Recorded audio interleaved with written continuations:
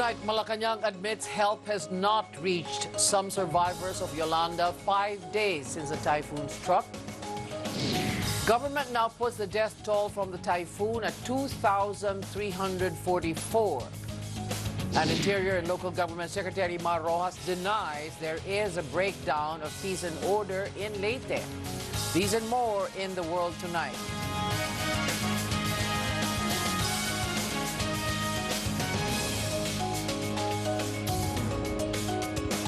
Good evening, I'm Tina Monzon Palma. Our top story, the state of areas in Yolanda's path 5 days after the deadly typhoon struck. We begin in Tacloban City, Leyte, where Ted Filon reports there is very little progress. 5 days after we first saw these horrific scenes from Tacloban, not much has changed. The dead remain unburied. The living continue to struggle against dying. Shortly before midnight on Monday, we traveled through the main roads of the city just to see for ourselves the challenges faced by aid workers. In the aftermath of Super Typhoon Yolanda, the stench of cadavers overwhelms. The sight of the hungry is heart-wrenching, but it gets worse at night. Yolanda has turned this place into a ghost town. People hid the curfew by sleeping on the side of the road. On the same evening that President Aquino assured the nation that everything was under control in typhoon-ravaged areas, what we saw on the ground told a different story. Nilinis ng DPWH ang mga kalsadang binaksakan ng malalaking puno at mga poste ng kuryente. Lahat ng nai-report na bara ay nabuksan na. We need heavy equipment now so that we can clear more roads and waterways so that now na hindi lumala ang problema. No one cleans up debris. No one tends to the dead in affected areas. In Barangay 87, in San Jose, Tacloban, the village near to the airport, the scenes are even more revolting. Ginawa ko, yung mga bata, diyan ko inipon sa ski hall. Puro batang biktima yon. May bata pero may dalawang matanda, diyan nilagay. Diyan ngayon yun? Andyan ngayon, and then... Di ang baho sa loob nun. Mabaho nga. And then, in-inform ko yung city government of Tacloban na may mga bangkay dito. Araw-araw, sinasabihan ko sila, lalo na kanina, dahil nangangamoy na, pero wala pa rin, walang kumukuha. Humihingi kami ng tulong kahit sa national government o sa Department of Health na tulungan sana kami na matanggal lang, kahit dyan lang muna sa may rotonda, para naman yung mga tao hindi magkasakit. Mahirap rin maghanap ng mga corpses dahil ang nangyayari dito hindi mo makikita dahil nahalo na rin sa mga debris. Pero kung masama na lang yung amoy, doon na lang nila dinidetermine na may mga corpse na lang doon. In the end, we have once again asked the oft-repeated question, who is in charge? And again, we couldn't get a straight answer. Ted Filon, ABS-CBN News, Tacloban. Like Tacloban, the town of Dulag in Leyte is also in dire conditions with many bodies yet to be buried. Jaworski Alipon takes us there. This is the first time you got to see Dulag town in Leyte. This is Barangay Victory, which residents say was a paradise before Yolanda hit. After being away for 3 years, Jojo Bakal returned here only to see the devastation. Making things even more difficult, 5 of his relatives died in the calamity. Ngayon, hindi ko na makilala. Hindi Victory ang tawag ko dito. Ibang pangalan na. Ibang lugar na ang tingin ko. Many bodies here in Dulag have yet to be buried. And in the areas we've been, we saw people begging for help. Gatos kabataan makaluluoy. Itbugas, magsakit. Itbugas din eh. Wari nagbabalik ang pipinan nako. Some already angry that aid has not yet arrived. Others waiting patiently, still counting on government for help. Kasi totally damaged naman buong probinsya, hindi lang naman ang probinsyang ito. Siyempre, nauuna pa rin ang iba. Ang huli, siyempre, hintay lang. With the utter destruction caused by the typhoon, people here have no choice but to survive and hope. Reporting from Dulag, Leyte, George Calipon, ABS-CBN News. Over in northern Cebu, some typhoon survivors resort to begging in the streets since government aid has yet to reach them. Rino Talyada reports. These heartbreaking scenes have become common in some roads in northern Cebu. Children and adults alike holding placards and cans, begging for alms and asking for help. They're hoping motorists passing by will take pity on them. It's even more difficult when night falls. With electricity yet to be restored, it's a struggle to move around in the dark. Evacuees in this public school have no choice but to cope as best as they can. They're trying to be strong, but they say they don't know how to move forward. One of the survivors, Marlonito Moralde, cannot comprehend that his mother is now gone. She was pinned under a wall at the height of the typhoon. In the town of San Remigio, fishermen are at a loss. Their homes and boats were destroyed by Yolanda. Prices of some goods have also gone up. Even dried fish, which used to cost 140 pesos per kilo, is now at 300 pesos. Rice is also running out. Retailer Isabel Barros says the rice she currently has on display is the only supply she has left. Meanwhile, ABS-CBN Cebu Kapamilya Relief Campaign has been able to reach these towns in northern Cebu. Since Sunday, food and water have been distributed to residents who lost virtually everything. Reporting from Cebu, Reno Taliada, ABS-CBN News. Like those in northern Cebu, some typhoon survivors in Capiz are also forced to beg for food and money. Jennifer Garcia tells us more. Those left homeless by Typhoon Yolanda have set camp along highways in Sigma, Capiz. Gina Crisosto, who is pregnant, brought her entire family out. At daytime, the heat is punishing, while the nights are cold and often wet. Gina says her family used debris and fallen roofs for their makeshift home.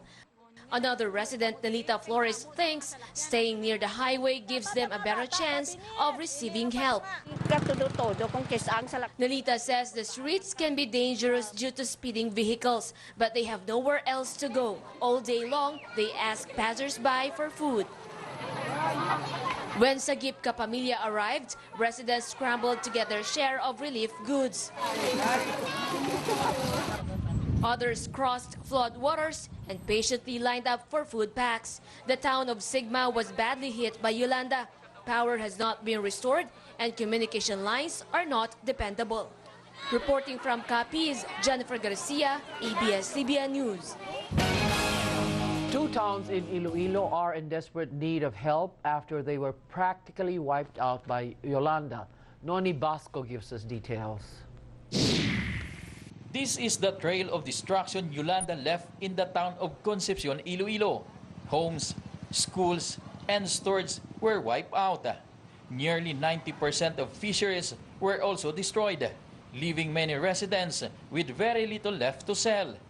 Their only source of livelihood right now are freshwater fish like bangus and tilapia. At least 14 people died in Concepcion due to Typhoon Yolanda.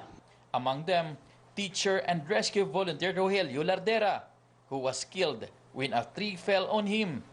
His mother still cannot accept his tragic fate. She says, despite her opposition, her son risked his life and limb to go out and rescue others. Meanwhile, Barangay Cabuguana in the town of Carles, Iloilo has turned into a virtual ghost town. With clearing operations not yet complete, vehicles carrying relief goods are finding it hard to enter the area. Most of the structures were severely damaged, except for the Grotto of Our Lady of Lourdes, which miraculously survived. The mayor says the town is desperate for help. He says what residents need the most now are food and building materials. More than 20,000 families in the barangay were affected by Yolanda. 34 died, while 185 were injured. Reporting from Iloilo, Noni Basco, ABS-CBN News. With many survivors complaining they have yet to receive help from government, Malacanang comes under fire.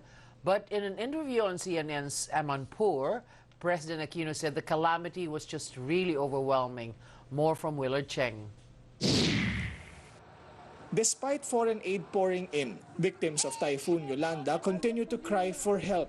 President Aquino, welcome to the program and thank you. Speaking to CNN's Christian Amanpour, President Aquino explained why help failed to reach typhoon victims 5 days since the storm hit. Aquino blamed the magnitude of the storm, which paralyzed the local government's response. Our ability to take care of our problems rather quickly, except in this particular case, the foundation of our efforts rely on the local government units, and unfortunately 2 or 3 were simply overwhelmed by the degree of this typhoon that affected us. Aquino said the national government has since stepped in. We've heard so many stories from our reporters about the slowness, the bottleneck of trying to get vital aid to the people. How can you open those routes and that pipeline for disaster relief? Our system says that the local government unit has to take care for the initial response. Unfortunately, for instance, in the case of Tacloban, policemen there assigned are about 290, and only 20 of them were available when the disaster struck. Employees of the city government have been also affected, have been tending to their own families, and there have been very few who have been reporting for work. Hence, the national government had to not just augment what the local government could do, but actually replace a lot of the personnel with personnel from other regions to take care of government's vital function. Aquino also said the delivery of relief was hampered by toppled communication lines and inaccessible roads. The president added more police personnel have been deployed amid reports of looting. Well, we have deployed an additional 2,000 personnel to these affected areas to restore order. And again, the problem is when the main government unit, which is the local government unit, who are acting as first responders, failed to respond appropriately, then there was that breakdown. People became desperate, and that's why we are trying to fast-track the situation where national government takes over these local government functions so that order is restored and people are gain the confidence that their needs are being addressed and will be addressed fully. Malacanang admits help did not reach some areas. We will not deny the fact and we will not insist na lahat po nakatanggap because meron naman talagang hindi nakatanggap. What we're saying is we need help in reaching all this na hindi pa na nakatanggap. If there are, the estimate is about 45,000 families in Tacloban. If we have already moved over 60,000 food packs of 6 kilo rice and all that, which is good for 4 or 5 days, there should be enough. But we accept the fact that we have had to move resources outside Tacloban and used it at that po. The palace assured affected residents that help is on the way, saying additional logistic centers are being set up in Ormoc to support towns of southern Leyte which could not be accessed from Tacloban, as well as in Giwan, Eastern Samar. Additional flights, sea and land trips are being arranged as well to deliver relief goods. But Malacanang could not say how soon food could reach isolated areas. I'd like to give you a date and a time if possible, but that is not within it is not within the national government's control how effectively we can hit the ground. Okay, there are places which are very remote, which we need to know of so that we can reach them. Now, as far as the municipios, the towns are concerned and all that, that is already happening. For Amanpour, the Aquino administration could be judged by how it responds to the crisis. Let me ask you about your responsibility as president. Clearly, I don't know whether you agree, but the way you respond and your government responds to this terrible devastation will probably define your presidency. Many have talked about how much effort has gone in, how much reform you have done, how much work you've done against corruption.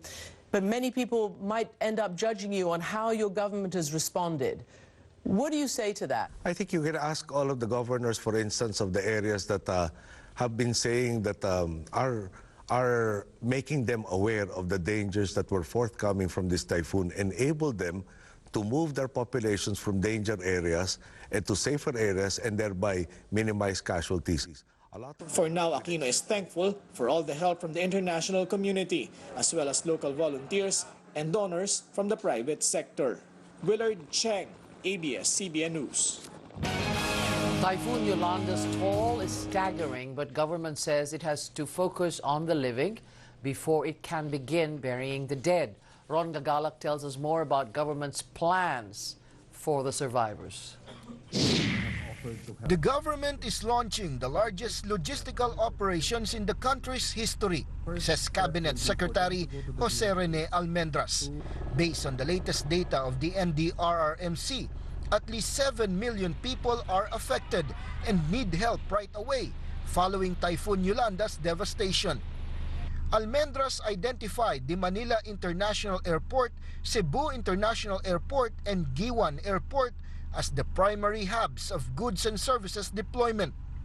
Aside from the 4 C-130 planes of the Philippine Air Force, the U.S. government lent at least 8 of their own to be used to transport hundreds of thousands of relief packs. The U.S. Air Force also sent some of its helicopters to help in distributing relief goods from Cebu and Tacloban Airport to other remote areas. Giwan Airport will be the hub for relief goods that will be transported to the eastern side of Leyte and Samar, while Cebu will be the center of relief operations for the western side, including Tacloban City. Ang gusto natin, pag landing nila sa Tacloban Airport, diretso ready for distribution yung goods because we do not have warehouses, we do not have the logistical infrastructure to do any processing or repacking.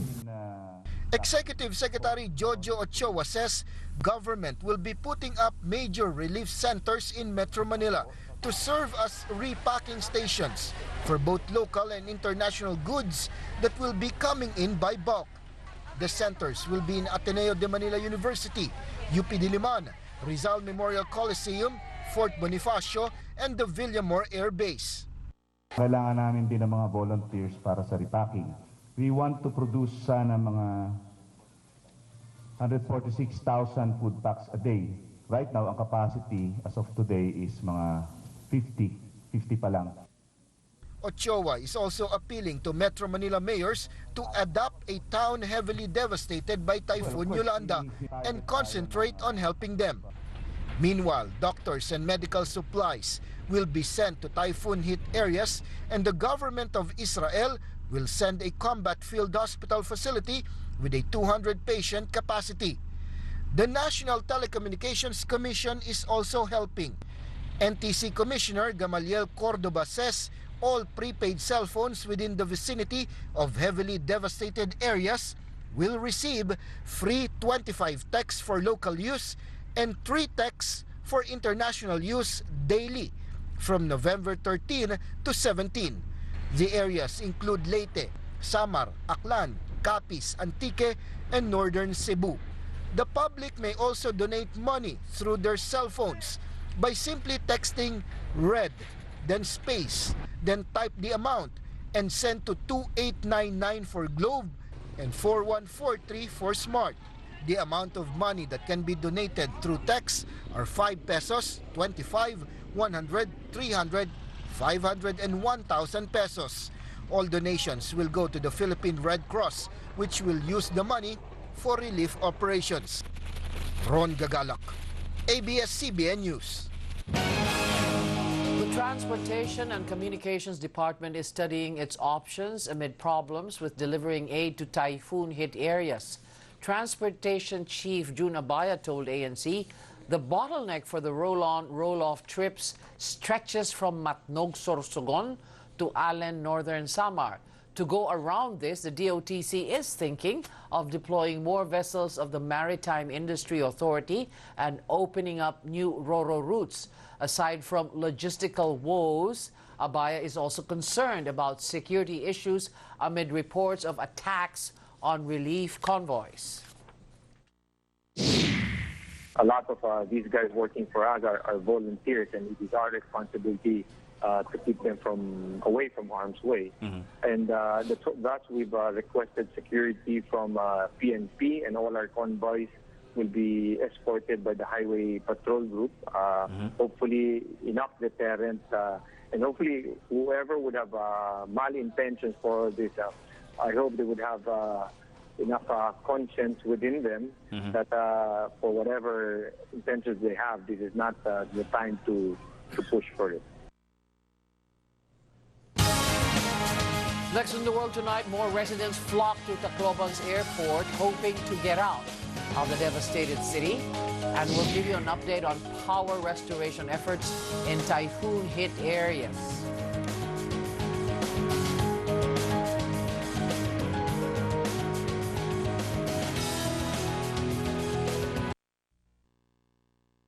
While your business day is hopefully winding down,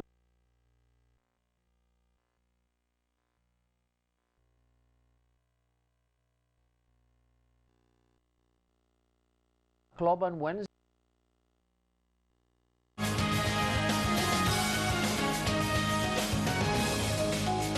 There was panic and confusion in Tacloban Wednesday when rumors spread armed men were trying to enter the city.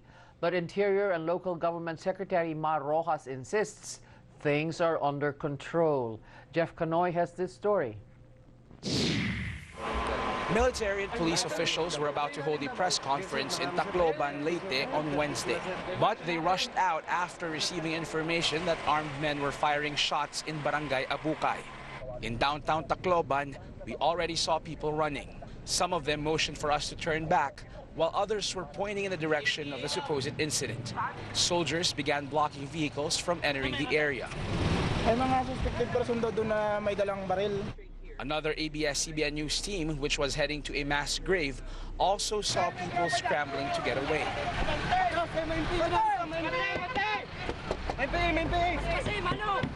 Some residents were already crying out of fear. Nagbabarilan na sila doon. Kaya tumakbo na ho kayo?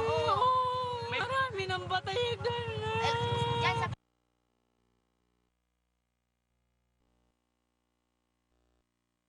Of goods and services. Free every day. That's what you get from On the Money. Weekdays, 3:30 p.m. Only on ANC, the ABS-CBN News Channel. Google it.